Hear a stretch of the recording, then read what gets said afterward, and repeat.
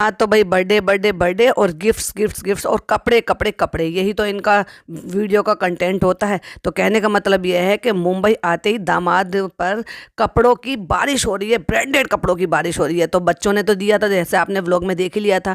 तो अगले व्लॉग में देखने के लिए आपको मिलेगा कि उनके जो ससुर साहब हैं, जो कि बेचारे कहीं बाहर नहीं जा सकते, जो कि मजबूर भी हैं, उन्होंने 2 दिन पहले शॉपिंग करके ये रखा हुआ था, क्योंकि मेरा दामाद आएगा तो मैं उसको वो शर्ट गिफ्ट करूंगा जो कि उसको पहननी है, क्योंकि वो उस दिन उसको पहननी भी है, जैसे बेचारे के पास कपड़े हैं ही नहीं।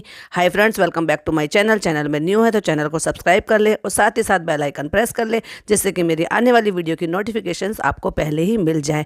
और इसी तरह के मज़ेदार पॉडकास्ट देखने के लिए हमारे बेल आइकन बिल्कुल प्रेस कर लें, जिससे कि वीडियो डलते के साथ ही आपको नोटिफिकेशन मिल जाए। और मेरे कुछ सब्सक्राइबर हैं जो बहुत बहुत ज़्यादा मेरी वीडियोज़ को पसंद करते हैं, तो जो भी आपको जो पॉइंट है या जो भी मोमेंट आपको बहुत ज़्यादा पसंद आता है, तो उसका प्लीज़ टाइम स्टैम्प जरूर डाल दिया करें, जिससे कि मुझे ये पता चलता रहे कि आपको कौन सा पार्ट ज़्यादा अच्छा लगे या किस टाइप का पार्ट आप ज़्यादा पसंद करते हैं।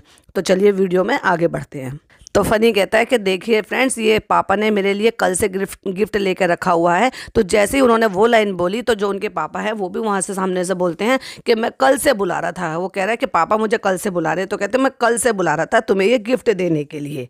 तो उसमें एक शर्ट है और एक टी शर्ट है, और नीचे आके फिर वो शूट होता है। पहले वहाँ शूट हो जाता है क्योंकि फनी ऊपर शूट कर लेता है, फिर नीचे आके शूट होता है और कहती है लो भाई तुम्हारा तो इंतजाम हो गया आज शाम को पहनने जाने का। शाम को कहाँ जाना है? शाम को जाना है फारा के बर्थडे में, जो कि अरेंज की हुई है भाई भाभी ने। क्योंकि बाकी सबका किसी के लिए कुछ भी करे, अपने लिए करे, फनी के लिए करे, लेकिन बाकी जो जिम्मेदारी है वो तो भाई भाभी की है। भाई उसमें जो है पैसा ये क्यों खर्च करे डब्बा अपना, तो भाई उसको सिर्फ इंजॉय करना है और अपना कंटेंट निकालना है। सो इसलिए उसको तो सिर्फ अपनी तैयारी करनी है और अपनी फनी की करनी है। अब फनी की तैयारी तो ऑलरेडी हो गई, उसको इतने सारे कपड़े मिल गए, तो उसकी टेंशन तो हो गई है खत्म कि शाम को क्या पहनना है। अब बेचारी अपने आप से बैठी, हाय मैं क्या पहनूं, तो तब उसको सडनली याद आता है कि जो भाभी ने उसको ऋतु कुमार की जो ड्रेस गिफ्ट की थी वो पहन लेती है। क्योंकि कपड़ों की तो भाई इतनी कमी रहती है ना बेचारी पे। बेचारी साल 2 साल 3 साल में शायद 1 या 2 जोड़ी कपड़े बनाती है, तो बेचारी कहाँ से पहने। अब आप ही बताओ ना फ्रेंड्स, वो बेचारी कहाँ से पहनेगी जब 2-3 साल में वो 1 ही जोड़ी कपड़े बनाती है। तो हर हाल में उस लड़की का, यानी कि जो अपनी कज़न है टीज़ा, उसका हमेशा बॉडी शेमिंग करती रहती है किसी ना किसी बहाने से। खुद को तो देखती नहीं है, खुद पे जब बीतती है या कोई कुछ कहता है तो कितना बुरा लगता है इसको, कि उसको जो है जो कमेंट बॉक्स में उसको किस तरह के लोग जो कमेंट करते हैं, उसका जो ना किसी एंगल से उसका रिप्लाई ये दे ही देती है। अगर आप देखेंगे वो बहुत ही शार्पनेस किस तरह से, मतलब ये है कि आपको ताना का जवाब भी दे देगी और इनोसेंट भी बन जाएगी। तो सो वही ये कर रही है कि गाड़ी में बैठ के कि ट्रक खरीदना पड़ेगा क्योंकि पीछे है वो नहीं आ रहे हैं बच्चे। ठीक है ना। तो कहने का मतलब ये है कि वो तो दोनों पतले पतले से हैं, तो जो हेल्दी है उसकी वजह से वो लोग भिज रहे हैं। तो यहाँ बॉडी शेमिंग करती ही रहती है। और अगर आप नोटिस करेंगे ना, कहीं पर भी जाएगी ना, अपना गंवारपन जो ना उसको दिखाना ही दिखाना है। मतलब किसी अच्छे होटल में जाए, किसी अच्छी जगह मॉल में जाए, घूमने फिरने जाए, तो गंवारपन छलक जाता है। एक तो होता है कि भाई वो तुम आपका जो व्लॉग का जो भी आपका जेनरिक है वो इस तरह का है कि आप जो है टूर देते हैं या फिर आपको एक्सप्लोर कर दिखाते हैं, बट आपका तो ऐसे नहीं है। आप तो डेली व्लॉगर हो। अगर आप डेली व्लॉगर हो तो आप किसी तरह से किसी भी चीज़ को जहाँ पर भी आप जाते हो उसको इतना लेग डाउन करके क्यों दिखाते हो। जैसे कि आपने देखा ही होगा ताज होटल की कितनी बुराई इन्होंने की थी, और इसी तरह से यहाँ का ये ऐसा है, ये ऐसा है, वैसे मतलब ऐसे दिखाते हैं दिखाकर जैसे ज़िंदगी में कभी ना मॉल देखा है, ना कभी कोई होटल देखा है, ना किसी और चीज़ का देखा है। मतलब खो जाती हैं अपने व्लॉग के कंटेंट निकालने में, लेकिन ये भूल जाती हैं कि इतने सारे लोगों में वो बहुत सारे लोग हैं जो इन सारी चीज़ों को बहुत ही चीप और वल्गर समझते हैं। इसीलिए बहुत सारे लोग जो ना कमेंट करते हैं कि पैसा आ जाने से क्लास नहीं आती। सो इनमें क्लास की बहुत ज़्यादा कमी है। भाई भाभी ने ही पार्टी ऑर्गेनाइज की है और भाई भाभी ही नज़र नहीं आए हैं। तो डब्बा जो है पलटन को लेके पहले ही पहुंच गई है, तो वो घूम फिर के देख रही है खाने के लिए क्या मिलेगा। क्योंकि इसकी तो सिर्फ वही वाली कहावत है ना, मुल्ला की दौड़ मस्जिद तक, और इसकी खाने की प्लेट तक या फिर मॉल तक या फिर कपड़ों की शॉप तक। और जैसे कि हमने अभी कहा कि कहीं पर भी जाना है और उसको, एक तो होता है कि तुमने कोई चीज़ नहीं देखी तो एटलीस्ट उसको आपस में बात करो विदाउट कैमरा। ठीक है, आपने नई चीज़ देखी और आप अपनी एक्साइटमेंट को रोक नहीं पा रहे हो, लेकिन उसको इतने चीप तरीके से एक्सप्रेस करना और ये सब करना, जैसे अभी इतनी कितनी गंदी तरीके से इन्होंने कहा, ये देखो यहाँ पे जो पॉट है, यानी कि वहाँ जो टॉयलेट था उसमें जो पॉट था वो बना हुआ था ब्लैक कलर के सिरेमिक से। सो वहाँ पे वो कह रही हैं, उनकी अम्मी कह रही है कि ब्लैक कलर का है तो होना ही चाहिए। लगाइए जिससे कि गंदा कम दिखाई दे। तो कहती है ब्लैक कलर पे पीली पीली पॉटी कैसी लगेगी। मतलब तुम्हें बिल्कुल शर्म नाम की चीज़ नहीं है कि तुम क्या दिखा रही हो, क्या दिखा रही हो। भाई तुम 32 साल की हो, 3 साल की नहीं हो, तुम 32 से 34 साल की हो। अपनी एज छुपा ली हो तुमने, तुमने खुद ही बता दिया। अब छुपाती भी खुद हो, बताती भी खुद हो। जैसे कि आपने अपने जो इंटरव्यू दिया था, सो कॉल्ड इंटरव्यू, उसमें आपने क्या कहा था कि हम वहाँ पर इतने साल रहे हैं और इतने साल आपको मुंबई आके हो गए, तो उसके अकॉर्डिंग जो आपकी एज है वो 34 है, ना कि आपकी 30 साल की उम्र है। और चलो मैंने 30 साल भी माना, तो 3 साल की हरकतें क्यों करती हो? ये पॉटी शूशू इनकी बातें करते हुए अच्छा लगता है कितने लोगों को दिखाते हुए? ऐसी ही चीप हरकत करते हुए आप जो है ना, वो एक पॉट लेकर आए थे जो जिस तरह से खुल रहा था और उसमें से पॉटी बाहर आ रही थी, जो आप फनी को दिखा रहे थे, वो भी कह रहा था कितनी गंदी हो। और ऐसे ही वो जो बच्ची है टीनेज फारा, वो भी ये कह रही है शालू अपी क्या कह रही हो। मतलब कहने का मतलब ये है कि बच्चों को भी इतना ऑकवर्ड लग रहा है, इतने सारे लोगों को तुम ये सारी चीज़ें बोलकर सुना रही हो, जता रही हो। ग्रो अप, अब तो बड़ी हो जाओ कम से कम। अब तो 34वां बर्थडे भी मना लिया आपने। और डब्बा आप खाना स्टार्ट करिए, तो उसमें सैलेड उठाई है, कुछ जो है और सैलेड के पीसेस उठाए हैं, कुछ शायद फ्रूट के पीस भी रखे हैं। लेकिन जब आप देखेंगे ना ये डिनर कर रहे हैं, तो वहाँ कोई सैलेड नज़र नहीं आ रही। जैसे कि अभी हम आपको बताएंगे कि जब फनी पूछ रहा था कि ये क्या ले रही हो, तो कह रही है ये हम पत्ते ले रहे हैं। मतलब इसको नाम नहीं पता, जबकि वहाँ पर स्लिप लगी होती है हर जगह पर कि ये किस तरह के जो लीफ हैं या किस तरह के जो सैलेड है उसका क्या नाम है। उसको ना कह के गंवार उसको कह रही है पत्ते ले रहे हैं हम अम्मी के लिए खाने के लिए। ये तो मेथी की भाजी है, हम ये अम्मी के लिए ले रहे हैं पत्ते। कहने का मतलब ये है। और वहाँ पे आप अगर गौर फरमाएंगे तो हर जगह एक स्लिप लगी होती है जिस पर लिखा होता है। पर इस गंवार को कौन बताए कि तुम कॉलेज गई हो, स्कूल गई हो, तुम्हें पढ़ना लिखना आता है, तो एटलीस्ट पढ़कर बताओ। अगर इन्फॉर्मेशन ही देनी है तो कम से कम पढ़कर बता दो कि आप एक्चुअली ले क्या रहे हो। पत्ते, मेथी की देसी भाजी, और उसको क्या कह रही है, देखो पत्ते उठाने का चमचा कितना अच्छा है। हाय रे, उसको टोंग कहते हैं मैडम। ग्रोन अप, अब तो बड़े हो जाओ कम से कम। इन्फ्लुएंसर, मुझे कैसे इन्फ्लुएंसर बन गई और कैसे लोग इनसे इन्फ्लुएंस होते हैं, मुझे तो ये बात समझ में नहीं आती। अब देखो सारे लोग आ चुके हैं और सबने खाना स्टार्ट कर दिया टेबल पे। लेकिन अगर आप टेबल पे गौर फरमाएंगे, हमें एक स्क्रीनशॉट लगा रहे हैं, प्लीज़ इसको जरूर देखिएगा। स्क्रीन पर देखकर आप मुझे बताइए कहाँ आप को इसमें इसके अकॉर्डिंग पत्ते और हमारे अकॉर्डिंग सैलेड वो कहाँ नज़र आ रही है, कौन सी प्लेट में वो सैलेड नज़र आ रही है जो ये लेकर आई थी। मतलब खाना खा रहे हैं और सैलेड नाम की कोई चीज़ नहीं है। इतने बर्थडे मनाते हैं लेकिन फिर भी कुछ लोगों के कम पड़ गए। जैसे कि अब इनकी अम्मी, दोनों खाला और अम्मा का बर्थडे इनको मालूम ही नहीं है।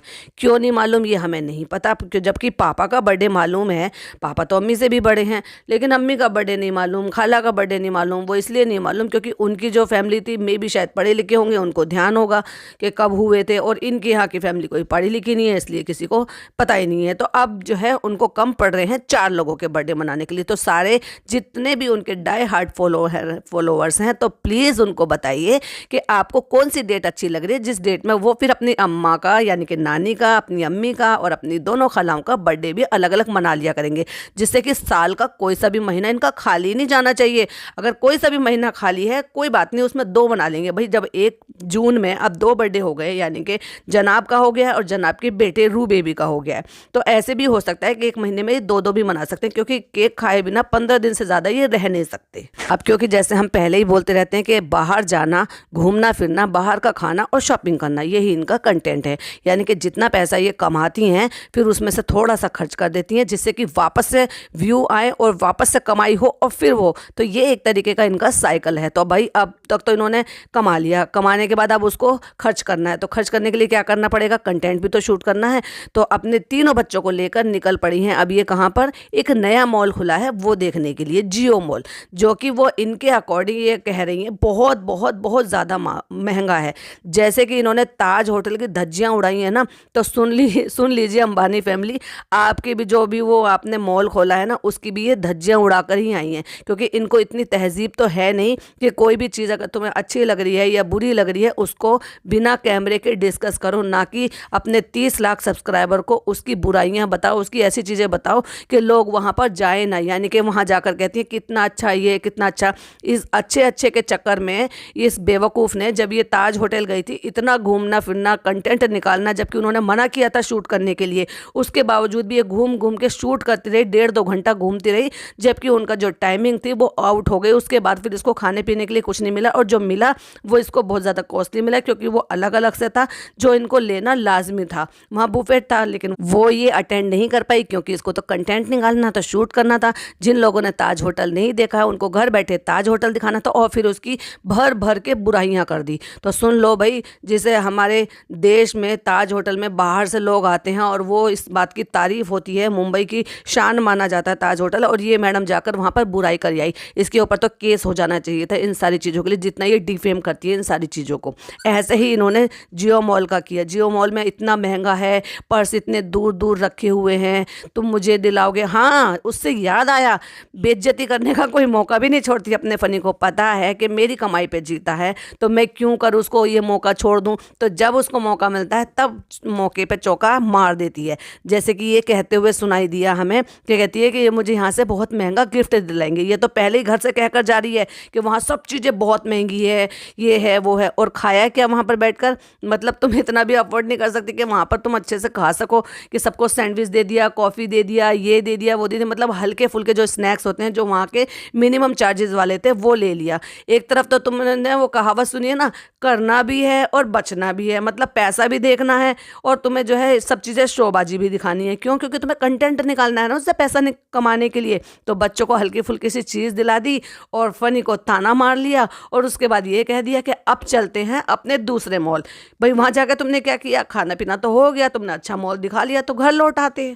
और फनी को देख लो, यहाँ बस घूमने आओ, खाली कुछ लेना नहीं। यहाँ पे यहाँ बहुत महंगा है। आंखें बड़ी कर करके बच्चों को बता रहा है कैमरे के सामने, भाई तेरी जेब से जा रहा है क्या? महंगा भी है, खुद के लिए तो महंगे गिफ्ट। और जब बच्चे साथ में जाते हैं तो ये बहुत, आप देखेंगे, गौर फरमाएंगे कि ये हर चीज़ के लिए टोका टाकी बहुत ज़्यादा करने लगा है। भाई इससे पहले भी उनकी अप्पी उनको चीज़ें दिलाती थी, घुमाती थी, फिराती थी, उनकी सारी ज़रूरतें पूरी करती थी और जो चलता आ रहा है वो आज भी वो मेंटेन कर रही है उसी हिसाब से। लेकिन फनी बहुत रोका टाकी मचा रहे हैं। मतलब कहने का ये है कि बच्चों को कुछ ना दिलाए, बच्चों को कुछ ना खर्चा करे, और भले ही मेरे दोस्तों पे खर्चा कर दे, मेरे घर पे खर्चा कर दे। ठीक है, तुम्हारे घर पे खर्चा हो रहा है वो एक अलग चीज़ है कि भाई वो घर की बहू है।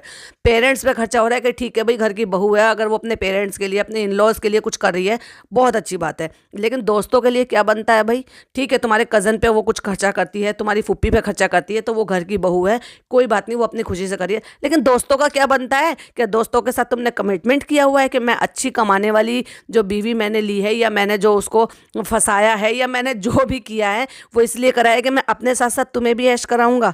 तो ये इनकी जो है बहुत चीज़ें आजकल समझ में आ रही है और धीरे धीरे करके एक एक करके इनकी परतें खुलती जा रही हैं, जो कि हमें एनएफ से पता चला था कि इनके दिमाग में क्या थॉट चल रहे थे इन सारी चीज़ों को लेकर।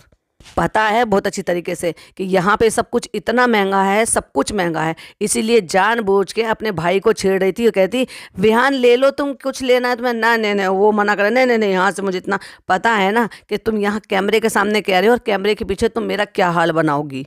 अब एक और देखो चीप हरकत। मतलब वहाँ पे एक कार खड़ी हुई है, वहाँ पे उसमें झांक के देख रही है, कह रही है इलेक्ट्रिक कार है और देखो अंदर से कितनी अच्छी है। भाई नई कार तो अच्छी होती हैं, तो उसमें इतनी चीपनेस हरकत करने की क्या ज़रूरत है? जिसमें कि फनी टॉक भी रहता, क्या कर रही है, क्या झांक रही है, क्या झांक झांक के देख रही है। तो कहने का मतलब ये है कि जब भी एक दूसरे को, किसी को भी कोई मौका मिलता है तो एक दूसरे की बखे उधेड़ने में एक सेकंड नहीं लगाते। जैसे कि ये बेइज्जती कर दी इसने 30 लाख लोगों के सामने कि फ़नी मुझे बहुत महंगा गिफ्ट दिलाने वाले हैं, जबकि पता है कि फ़नी 1 रुपया भी नहीं कमाता। जो भी कुछ वो लाता है वो मेरे पैसों से लाता है। मैं उससे फ़ोन पे, पेटीएम, गूगल, जो भी तुम जो यूज़ करते हो उससे वो सारी चीज़ें अरेंज करता है। तो सोच के देखो मेरे को इतना महंगा गिफ्ट कैसे दिलाएगा। तो कर दी ना बेइज्जती। और ऐसे ही जैसे वो झांक रही है तो ये दिखा दिया कि देखो ये कितनी चीप है और ये कितनी गंवार है। पहले भी उसको घड़ी दिला दी थी पिछले साल जब वो आई थी, इस साल भी उसको घड़ी दिला दी, जब वो ऑलरेडी अपने हाथों में घड़ी बांधी हुई थी। क्योंकि वहाँ पे 30% ऑफ था, 40% ऑफ था, इसलिए उसको घड़ी दिला दी क्योंकि ऑफ में मिल रहा था।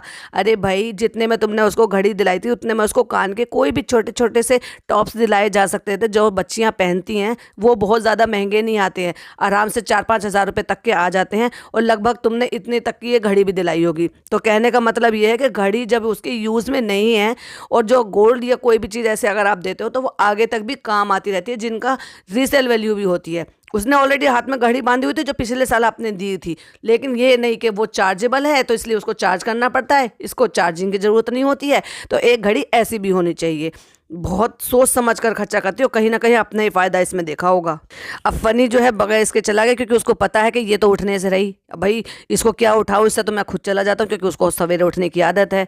तो वो चला जाता है जिम, और जिम से वापस आकर बेचारे को क्या मिलता है, एक प्यारे से दामाद का जितना ग्रैंड वेलकम किया था, पसंद की चीज़ें बनाई थी, पुलाव बनाए थे, और उसको अगले ही दिन नाश्ते में क्या खिलाया जा रहा है, रात के मेथी के पराठे, बासी पराठे। तो भाई बहुत खुशी हो रही थी ना तुम्हें कि ओहो हमारी इतनी खातिरदारी हो रही थी। तुम लोगों को ना बड़ा अजीब लग रहा होगा कि अरे हम आए हैं इस बार तो बड़ी हमारी खातिरदारी हो रही है। तो हो गई ना खातिरदारी, पता चल गया ना। मैं तो ये सोचती हूँ कि जब उसकी मम्मी इनके व्लॉग देखती होगी, या उनके घर वाले या घर कुनबे वाले, फुप्पी या कोई भी इनका व्लॉग देखता होगा, क्या सोचते होंगे और क्या कहते होंगे कि देखो भाई घर दामाद की यही इज्जत होती है। क्योंकि मैंने देखा है गांव बिरादरी में या अच्छे घर में, जो अच्छे ख़ानदानी घर होते हैं ना, उनके यहाँ पे यही होता है कि दामाद की बहुत ज़्यादा रिस्पेक्ट की जाती है, बेटी भी, और बेटी के साथ साथ दामाद की ज़्यादा होती है। 1% को बेटी को थोड़ा कम कर लो क्योंकि वो अपनी बेटी होती है, लेकिन इनके यहाँ पे उल्टा है। और उल्टा भी क्यों ना हो भाई, जिसको परमानेंट यहीं रहना उसकी क्या खातिरदारी करिए। तो एक दिन क्या, वो तो 2 दिन पुराने भी पराठे खिला देंगे तब भी चल जाएगा उसके लिए। आलसी इतनी है कि जो जिस चीज़ का प्रमोशन करना था और उसकी जो स्टोरी वगैरह कुछ डालनी थी, उसको आराम से बिछाकर उस पर प्रेस किया जा सकता था, लेकिन नहीं, उतारने की वजह से वही तकिया लगा के खड़ी हो गई और वो खड़ा होकर उस पर प्रेस कर रहा है। मुझे तो ऐसा लगता है वाकई दोनों में ही अकल कम है। और वो टीज़ा है, वो बोल रही है कि जब तुम पिछली से पिछली बार आई थी तब मैंने कहा, बता दिया था, क्योंकि वो मैडम पूछ रही है कि मेरा ये लैंप किसने तोड़ा। उसको ये है कि मैं तो चली जाती हूँ, बच्चे आते हैं यहाँ पे, तो मेरे घर में मतलब तोड़ फोड़ मचाइए या फिर तोड़ दिए कोई भी चीज़ें। तो उसको सवाल उठा दिया, वो याद दिला रही है, रिमाइंड करा रही है कि जब आप पिछले से पिछली बार आई थी मैंने आपको तभी बताया था कि ये लैंप टूटा हुआ है, सबसे कह रही है। तो देखो अंदर का जो ना इन बच्चों में भी ऐसा ही चलता रहता है। मतलब कहने का ये है कि जितनी भी फारा और वो जो टीज़ा है ना, उनमें इतनी अच्छी बॉन्डिंग नहीं दिखाई देती जितनी फारा की और रिहान की दिखाई देती। डब्बा पूछती है कि मेरा लैंप किसने तोड़ा, तो टीज़ा बताती है कि लैंप तो पिछली से पिछली बार जब तुम आई थी मुदाह से, मैंने तभी कहा था कि लैंप टूटा हुआ। तो वो पूछती है तुमने तोड़ा और या तुमने तोड़ा।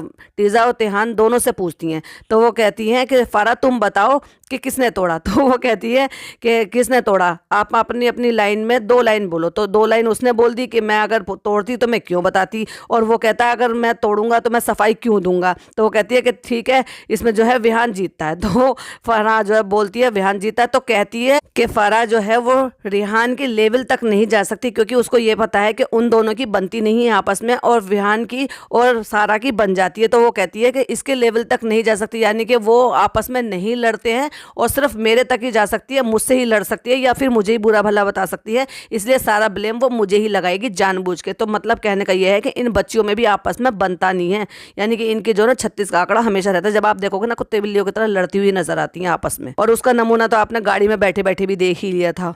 और फिर जब ताली बज जाती है और ये हो जाता है कि हाँ विहान जीत गया, विहान ने नहीं तोड़ा, तो फिर सारी बात घूम फिर के अम्मी पे आ जाती है, अम्मी ने तो नहीं तोड़ा, और अम्मी देखती है ऐसे हैरानी से, हाय हमने कब तोड़ा। उनके मन से आवाज निकलती है, शायद हमारा नाम मत लगाओ, हमने नहीं तोड़ा है। बात किसी कश्मीरी को ढूंढ रहे हैं जो इनके यहाँ पे फेरी लगाने के लिए आते थे, जो कश्मीरी कपड़े लेकर आते थे। अब देखो भाई कश्मीरी की बात मैं आपको बताऊं, हमारे यहाँ पे भी कश्मीरी आते हैं, मेरी अम्मी के यहाँ पे भी आते थे, और मेरे यहाँ पे भी जहाँ मैं रहती हूँ वहाँ पर भी आते थे। और उनके अगर आप प्राइस सुनोगे ना, 2-2.5 हज़ार रुपये वो प्राइस बताते हैं, और लौट फिर के वो 1200-1300 रुपये तक में वो ले आते हैं। शॉल हो, स्वेटर हो, गर्म सूट हो, इससे कम उनके रेट होते ही नहीं है। तो कहने का मतलब ये है कि जब ये वहाँ रहती थी, भोपाल में रहती थी, और वहाँ पे वो आते थे, उस ज़माने में ये इतने तक की कॉस्ट के या उससे तब थोड़े से और कम हो जाएंगे। मतलब कहने का ये मैं बता रही हूँ कि वो भले ही वो फेरी लगाते हैं, लेकिन वो महंगा सामान देकर जाते हैं, उस कॉस्ट में भी ये लोग खरीदते थे, बैठकर उससे बातें करते थे। बहुत सारी जो है ना ये चीज़ें शेयर होती थी कि वहाँ ऐसा होता वैसा होता, जिसमें इसको मज़ा आता था सुनने का। तो पॉइंट पर आते हैं, बात ये है कि वो लोग इतने महंगे देकर जाते हैं, उन चीज़ों को ये लोग खरीदते थे उनको बिठाकर। और कहने का मतलब ये है कि ये गरीब भी थे। तो भाई वो बात सही है या ये बात सही है? क्योंकि आप अगर एक दुकान से अगर गर्म सूट खरीदने जाओगे तो शायद वो डिस्काउंट करके कम में आपको दे देगा, लेकिन वो जो फेरी वाले होते हैं जो कश्मीर से आते हैं ना, वो नहीं देते। हालांकि वो होता है सब दिल्ली का ही माल है, वो बेवकूफ़ बनाते हैं, सही बताऊँ तो वो होता सारा दिल्ली का ही माल है, क्योंकि दिल्ली से ही खरीदते हैं, वहाँ से वो लेकर ढोकर नहीं लेकर आते, वो यहीं से खरीदते हैं और यहीं फेरी लगा देते हैं। क्योंकि वो कश्मीरी होते हैं, लोग उन पर ट्रस्ट करते हैं कि शायद ये कश्मीर से लेकर आए हैं, क्योंकि वो सब यहीं की प्रिपरेशन का माल होता है, तो वो लेकिन महंगा देखा जाते, तो उस टाइम पर भी ये लोग खरीद लेते। और वैसे बॉर्नविटा के पैसे नहीं होते थे, वैसे घूमने फिरने के होते थे, अच्छी शॉप से मिठाई खाने के पैसे होते थे, बस नहीं थे तो बॉर्नविटा के पैसे नहीं थे। ये था डब्बा का एक सो कोल्ड सा व्लॉग जिसका हमने रिएक्शन दिया। वीडियो पसंद आए तो लाइक शेयर कीजिएगा, चैनल पर पहली बार आए तो सब्सक्राइब कीजिएगा। मिलती हूँ एक और अच्छी सी वीडियो के साथ। टिल देन बाय बाय, अल्लाह हाफिज, टेक केयर।